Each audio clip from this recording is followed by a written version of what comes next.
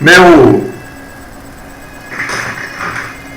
convite a você, vamos orar. Vamos orar, vamos falar com Deus. Gente, olha, nós não fazemos ideia de como Deus é grande. Não fazemos. Nós não fazemos ideia de como Deus é poderoso. Não fazemos ideia. Nós não fazemos ideia da criação de Deus, da vida que Deus nos deu. Nós não fazemos ideia. Nós não fazemos ideia do corpo material que nós temos. Não fazemos. A capacidade, a sabedoria de Deus criando este corpo, porque este corpo aqui, meu irmão, minha irmã, é aquilo que a gente vê. Eu não estou nem falando, irmão e irmã, da parte espiritual, estou falando da parte material. Nós não vemos nada praticamente do nosso corpo, do que acontece no nosso corpo. Isso só pode ter sido Deus, não, sabe? Se alguém ainda tem algum tipo de dúvida, tudo em nós é vivo. Não tem nada aqui que seja morto. Isso é graça, isso é poder de Deus. Tudo em nós vive. Tudo, absolutamente tudo. Nós somos por inteiro um ser vivo. A maioria das coisas que estão no nosso corpo, a gente não vê. E nós dependemos destas coisas, dessas bactérias, desses germes, tudo que está em nós, nós dependemos deles e eles dependem da gente. Como Deus é grande, como Deus é perfeito.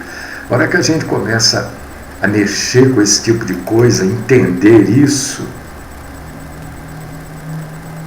a gente vê que nós não somos nada. Nós somos uma colônia, nosso corpo, de micro-organismos.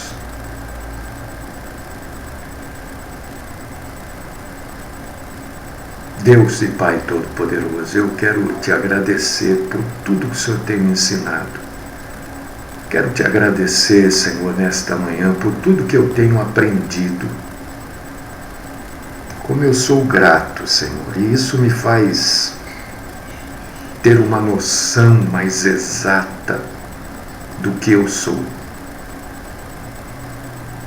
Sou absolutamente nada. Perfeito, grande e tremendo é o Senhor. Tu és o Deus de tudo.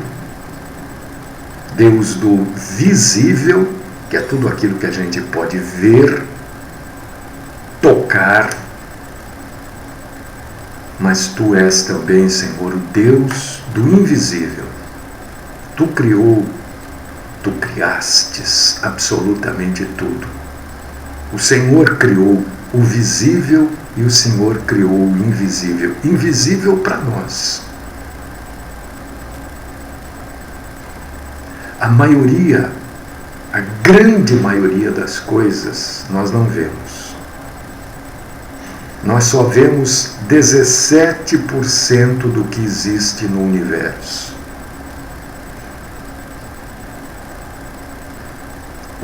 83% do que existe em todo o universo, a gente não vê. Como o Senhor é tremendo e poderoso, né? Por causa disso que tu és o Deus do visível e do invisível. Quantas coisas neste exato momento estão acontecendo e eu não estou vendo.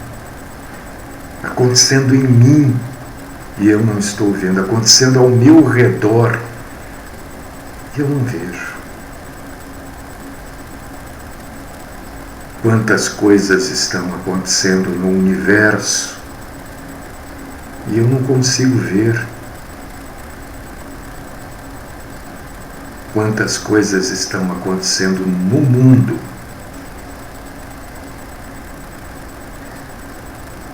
E quando a gente começa a entender isso, a gente começa a entender também um pouco melhor que o Senhor é Senhor de tudo, porque o Senhor sabe absolutamente tudo. O Senhor tem a visão de um micro-organismo que se aloja aqui, ó, na nossa sobrancelha. Glórias a Ti, Senhor. Que maravilha! Como o Senhor é grande. Graças eu te dou por esse entendimento. Graças eu te dou porque eu posso estar aqui hoje com os meus irmãos, com as minhas irmãs. Graças eu te dou porque nós podemos estar aqui reunidos em espírito e em verdade para exaltar, para glorificar, para adorar, para cultuar o Senhor, porque só o Senhor é digno da nossa atenção. Só o Senhor é digno de toda honra, de toda glória, de toda adoração, de todo culto, de todo louvor. Por compaixão, Senhor, fala um pouco mais com a gente hoje. Fala com quem quer te ouvir, Senhor. E eu quero ser o primeiro da lista a te ouvir, primeiro da fila. Esta é a minha oração. Louvando e glorificando o Senhor no santo nome do Cristo Jesus, nosso Salvador. Aquele em que nenhum lugar do mundo, nenhum arqueólogo nunca, jamais vai encontrar restos mortais do Cristo Jesus. Glórias nós te damos. Amém.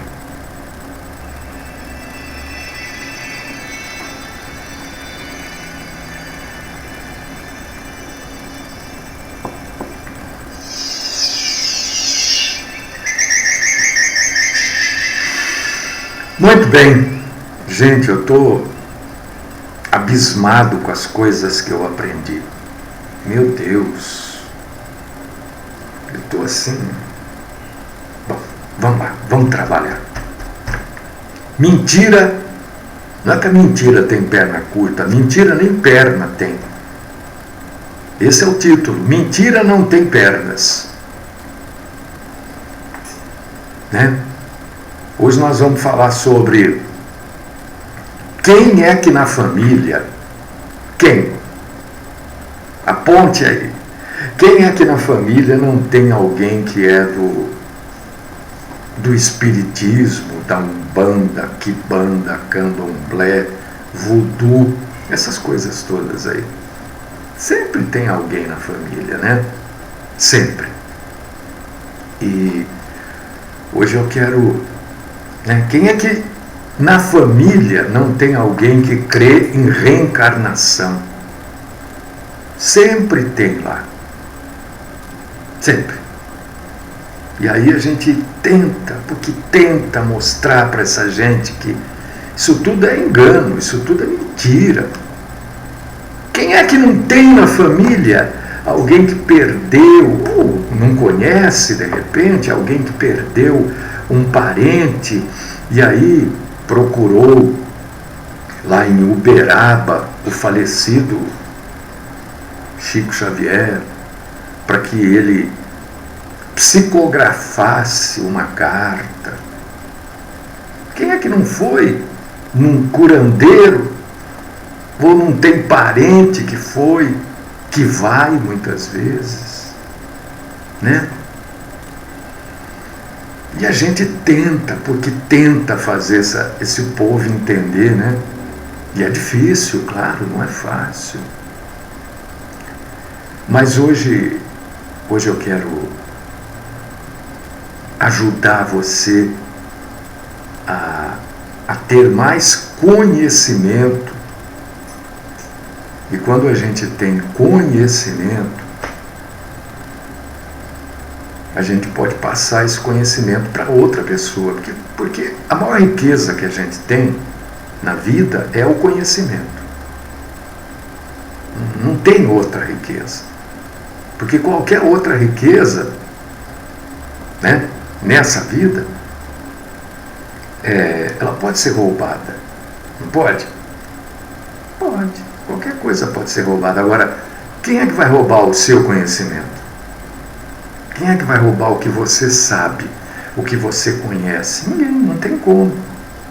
Então, quando a gente tem conhecimento, a gente é rico e pode ajudar outras pessoas a serem ricas também, em conhecimento. E a entenderem essa coisa que o espiritismo, de uma maneira em geral, ensina, né?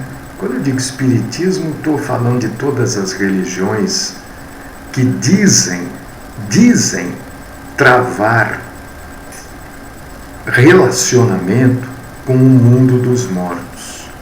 Isso é uma mentira deslavada. Mentira. Tem gente que acredita até hoje, né? A gente sempre tem na família alguém, às vezes próximo, às vezes não, né? Reencarnação. Todo mundo do espiritismo acredita em reencarnação. Por que eles acreditam que a crença, de uma maneira geral, é que a pessoa vive aqui na Terra, comete lá os seus erros, pecados e tal. Depois a pessoa morre e ela tem que voltar. Ela tem que reencarnar num corpo para pagar esses pecados que ela cometeu. Né?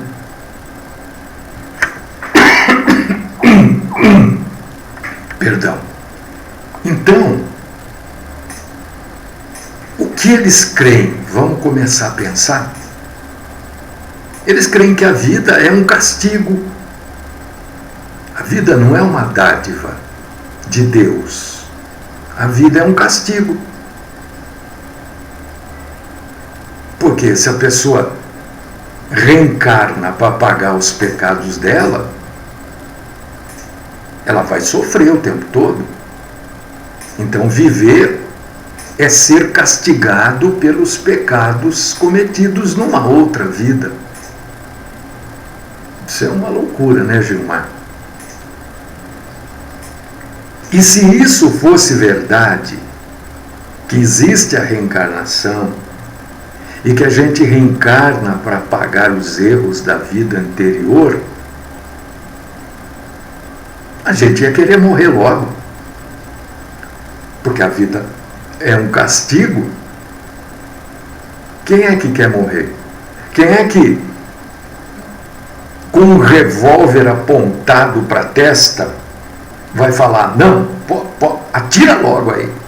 Não, o sujeito vai implorar pela vida, não é? Vai pedir para não morrer. Ninguém em sã consciência deseja deixar de viver.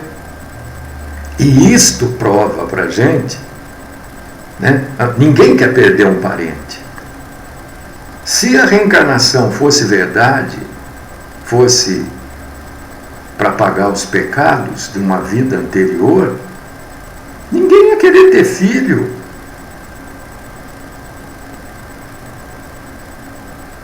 Quem é que, em cabeça normal, em pensamento normal, quer morrer? Então a vida não é um castigo.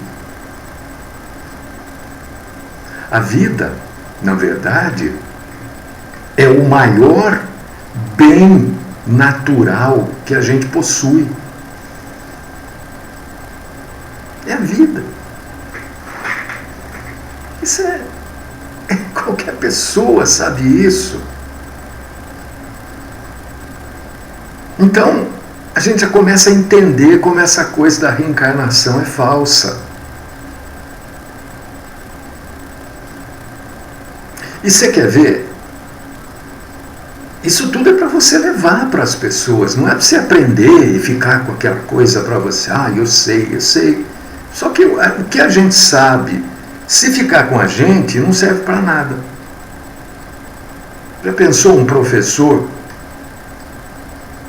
Crânio, sabe tudo, mas não ensina. Não adianta nada. O saber só tem utilidade quando a gente aplica ele. E uma das maneiras de aplicar o saber é passar o saber para outras pessoas, para que mais pessoas possam saber. E se a alma reencarna para pagar os pecados de uma vida anterior, a gente tem que perguntar para quem ensina isso, quando se iniciou esta série de reencarnações? Quando foi o início disso? Onde é você que crê em reencarnação? Ou você que tem um parente que crê, pergunta para ele assim: onde estava o homem quando ele pecou pela primeira vez? Aí você vai falar: pastor, mas estava lá no paraíso, no Éden. Mas lá ele já tinha corpo. Então ele já estava pagando o pecado de que coisa anterior a essa? Porque se ele já tinha corpo, e a reencarnação diz que a gente vem em corpo para essa vida, que a gente reencarna num corpo para pagar o pecado, se ele já tinha corpo, ele estava sendo castigado pelo quê? E agora? Se a reencarnação fosse verdadeira, né? Com o passar dos séculos, porque uma pessoa vive assim, de uma maneira geral, né? 80 anos. Com o passar dos séculos, e as pessoas já viveram muito menos, já viveram mais também, a contagem de tempo era diferente, mas no tempo, como se conta hoje, as pessoas já viveram muito menos. Então, com o passar do tempo, haveria uma diminuição dos seres humanos. Por quê? Porque à medida que a pessoa reencarna, ela se aperfeiçoa, ela vai deixar de se reencarnar. Então a humanidade estaria caminhando para a extinção natural. Nós íamos deixar de existir simplesmente. E isso não acontece porque a humanidade, ao invés de deixar de existir, ela está crescendo. Se você, por exemplo, você entra na internet, aí você vai achar isso fácil. né? Quantas pessoas existiam no mundo em 1900? Você vai ver que existia X. Hoje, cresceu muito. Cresceu muito. Não está diminuindo, está aumentando.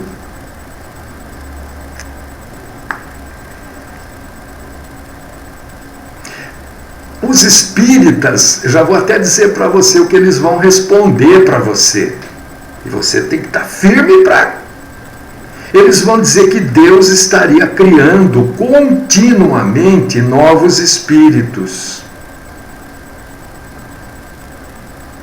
Aí você tem que perguntar assim para eles, mas espera aí, Deus está criando esses espíritos em pecado? Porque eles sempre precisam reencarnar. Então Deus já está criando novos espíritos em pecado.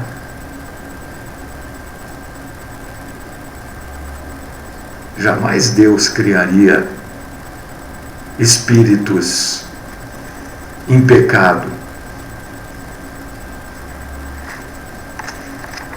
Se a reencarnação, irmão, irmã,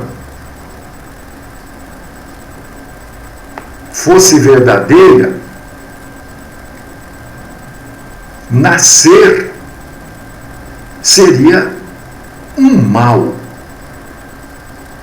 Por quê? Porque nascer seria entrar num estado de punição.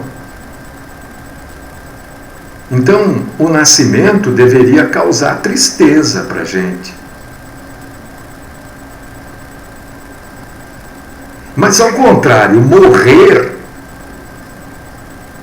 significaria libertação. Deveria nos causar alegria. Ora, é isso que acontece? Não. Ninguém chora no nascimento por tristeza, chora por alegria muitas vezes, emocionalmente. Mas o nascimento de uma criança, a presença de uma criança, a minha netinha Laura teve o dia, passou o dia aqui ontem, é uma alegria. Nascimento é uma alegria. A morte, pelo contrário, é uma tristeza. Só esse pensamento tão simples. O nascimento é uma alegria, a morte é uma tristeza. Só esse pensamento já diz que a reencarnação não é verdadeira. Só esse pensamento. Por quê? No entendimento da reencarnação, a pessoa reencarna para pagar os pecados dela. Então a gente ficaria triste. Oh, coitadinha, essa criança nasceu, agora vai pagar os pecados aqui, não sei o quê. Não é isso que acontece. A gente se alegra.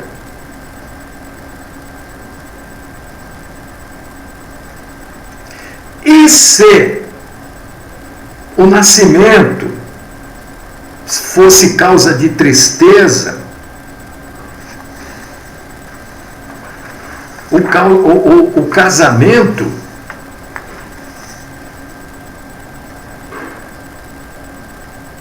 que é o que provoca, ou deveria provocar, na lei de Deus,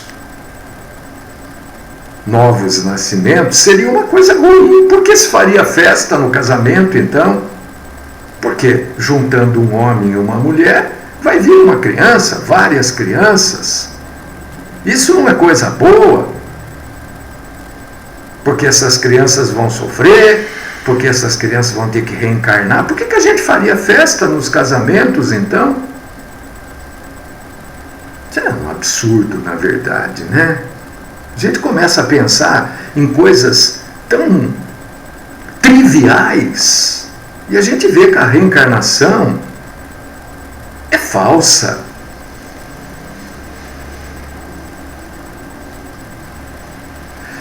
Outra coisa, meu irmão, essas coisas você tem que questionar de quem crê nisso.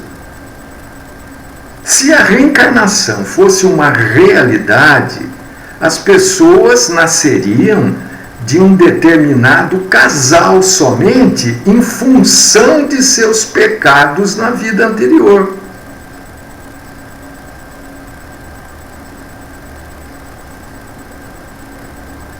Tivessem sido outros os seus pecados, outros seriam os pecados dos seus pais. Portanto, o que eu quero que você entenda, que a relação de um filho com os pais seria apenas uma casualidade.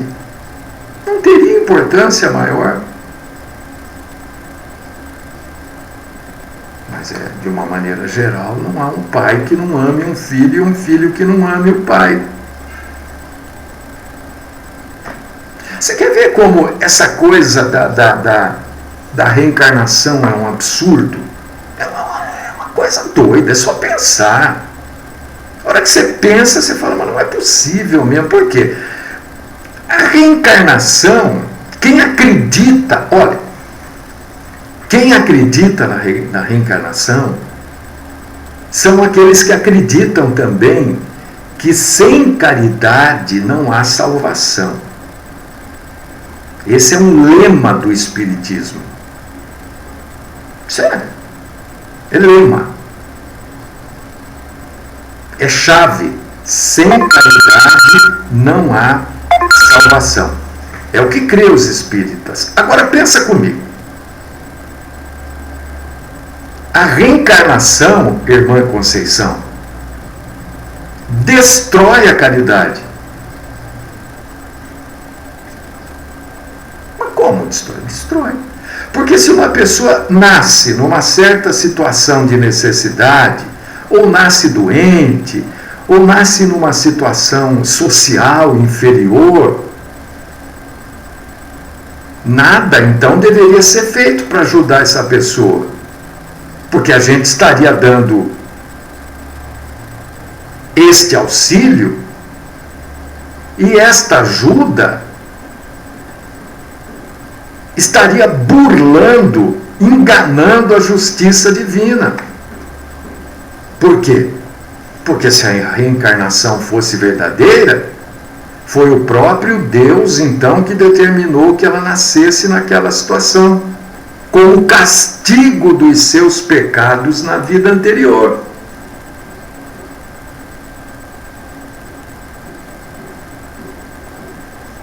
Você ia burlar Deus? A gente se propõe, né, a ajudar pessoas, não é verdade? Né? Então não poderia fazer isso.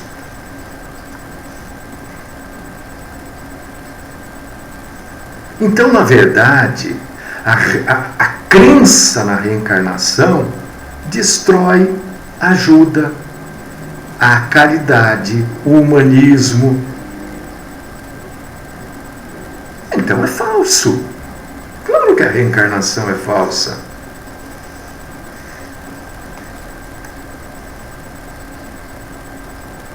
Nós sabemos, nós cristãos, sabemos que nós só temos uma vida. E tudo que nós fizermos nesta vida, né, nós vamos levar para a eternidade. Se existe uma reencarnação, eu vou fazer o que eu quiser, depois eu volto aí, pago, depois eu morro, pago de novo. Nós teríamos milhares de vidas para reencarnar. Por que então se converter a alguma coisa? É só reencarnar, pagar o que fez de errado. É como a reencarnação, ela é tão falsa. Ela é como se um aluno tivesse milhares de provas de recuperação. É assim que funciona? Não. Você tem o exame. Passou, passou, não passou. O emprego não é seu, o concurso você não... É assim, não tem recuperação. A reencarnação fala assim, não, você não foi bem aqui, você errou, tudo bem, você volta. É a recuperação. Por que as pessoas estariam preocupadas aqui se elas poderiam se recuperar no futuro. Se a reencarnação fosse verdadeira, ninguém seria condenado ao inferno. Por quê? Porque todo mundo voltaria num número, sei lá, infindável de reencarnações e pagaria os seus pecados. Então não haveria inferno. Se não há inferno, como é que a gente vai explicar o que o Senhor Jesus falou?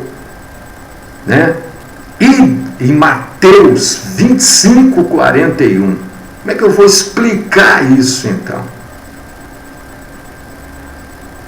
Ele diz que no juízo final, ele vai dizer assim aos maus, palavras de Jesus, Walter: ide malditos para o fogo eterno. Então está errado. Como é que nós vamos crer em coisas antagônicas? Em coisas antagônicas quer dizer que se chocam entre si.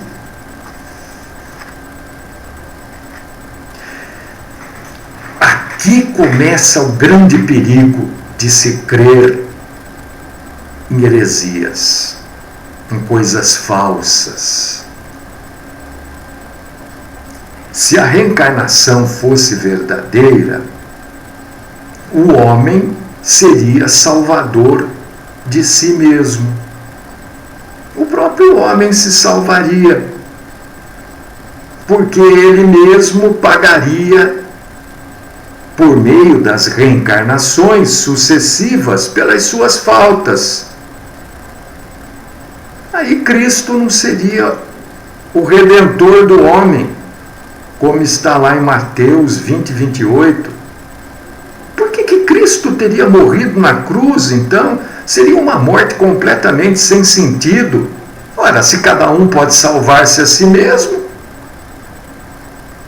o homem seria o seu próprio salvador, o seu próprio redentor.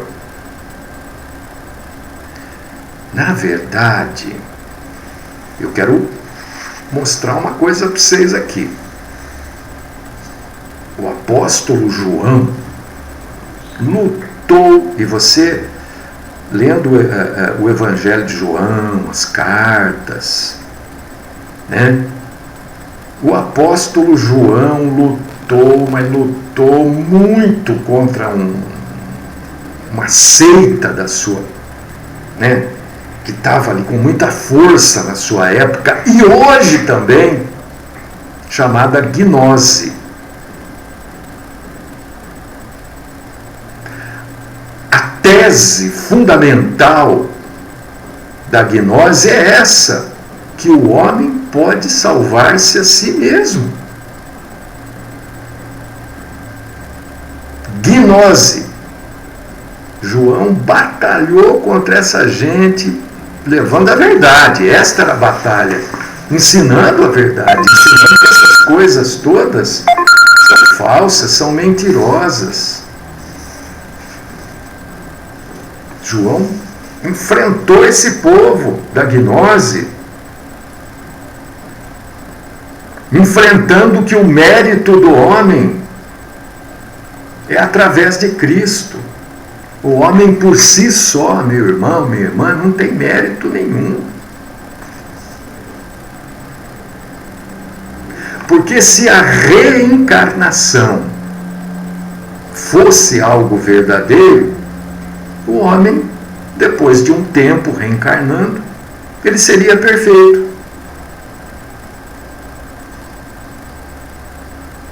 Acabou. Ele seria absoluto. E se ele, agora, se ele é perfeito, se ele é absoluto, então ele é Deus. Já que ele tem a sua própria natureza purificada e capacitada, aperfeiçoando-se infinitamente. Ele é o próprio Deus.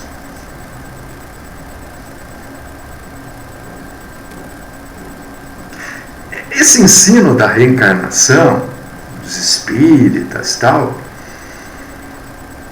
que admite, né, várias mortes sucessivas para o homem, é contrário àquilo que o próprio Senhor Deus deixou para a gente aqui como a sua palavra na Bíblia Sagrada. Hebreus capítulo 9, versículo 27. É aqui, irmão. O irmão acabou de escrever ali. Ele coloca ali, Hebreus 9, 27, o irmão Gilmar acabou de escrever. Ele coloca assim: eu gostaria que o Espírita me explicasse, João 9, 27. Né? Perdão, João não, Hebreus 9, 27. Ao homem está determinado morrer uma vez, vindo depois o juízo final. Né? E é exatamente sobre isso que eu estou falando, viu, irmão? É exatamente. Não tem, é contrário à palavra de Deus. É contrário. Não tem base, não tem fundamento lógico. Sabe, nós temos coisas que já são nossas, né? São coisas que já nascem com a gente. Como é que eu vou explicar isso para você? Olha, grosseiro, mas só para você o exemplo é muito grosseiro, mas só para você entender, não tem determinados modelos de carros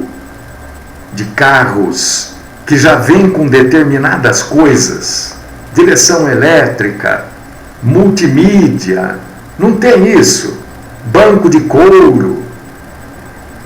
Grosseiramente falando, a gente já nasce com determinadas coisas. Dentre elas, a tristeza da morte, a alegria no nascimento, a preocupação em não morrer, o instinto de preservação, a defesa própria. Quem é que num momento de perder a vida não vai lutar para não perder? Não, se houvesse a reencarnação, não, tudo bem, eu vou, daqui a pouco eu estou de volta. E talvez eu volte num mundo melhor do que esse ainda. Deixa eu ir então. Ninguém pensa assim, ninguém em estado normal vai pensar desse jeito. Né, João? Todo mundo quer ficar aqui. Por que nós estamos tristes hoje, preocupados com aquele mundaréu de gente que morreu naquela explosão lá no Líbano? Por quê? Que o mundo está abalado com milhares de pessoas que já morreram por esse Covid-19. Tudo bem, morreu, mas vai voltar então na reencarnação? É claro que não. Por que está todo mundo usando máscara? Então não precisa usar. Deixa morrer, aí já reencarna, já paga tudo. Hã? Por que todo mundo lava as mãos para, né? Por quê? Porque é um instinto de preservação, porque ninguém quer morrer. Se todos tivessem a certeza da reencarnação, eu vou morrer, mas eu vou voltar. É como se você, né, grosseiramente também, você vai passear na praia, aí chega o dia de você vir embora. Você fica meio triste, não fica? Mas você fala, daqui a pouco eu volto. Daqui a pouco eu reencarno. Mas não. Ninguém quer morrer.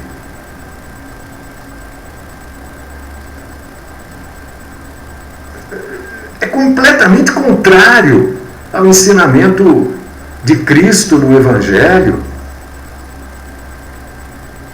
Jesus ensina a história, né, do rico e do miserável Lázaro. Jesus falou que quando ambos morreram, eles foram julgados por Deus, julgados no sentido do que eles haviam feito aqui, né? E esse julgamento colocou o rico num lugar. Esse foi o julgamento que o próprio rico fez com ele mesmo. Segundo as leis de Deus, o rico foi para um determinado lugar de castigo e Lázaro foi para o seio de Abraão, lá Lucas 16. Ora, não tem voltar, não tem reencarnar, mas as pessoas gostam de acreditar, me dá a impressão às vezes, em coisas diferentes, para mostrar que elas são diferentes, que elas são mais capacitadas e por isso elas creem em coisas assim.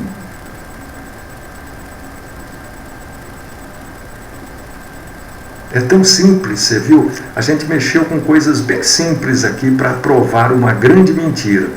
Para mostrar, na verdade, não é provar, é mostrar uma grande mentira que é a reencarnação. Coisa simples. Casamento, nascimento, morte.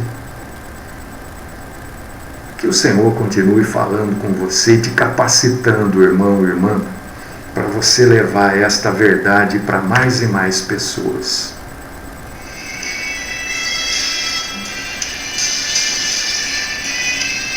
Fala conosco, Senhor. Ajuda-nos a entendermos e a proclamarmos a santa verdade.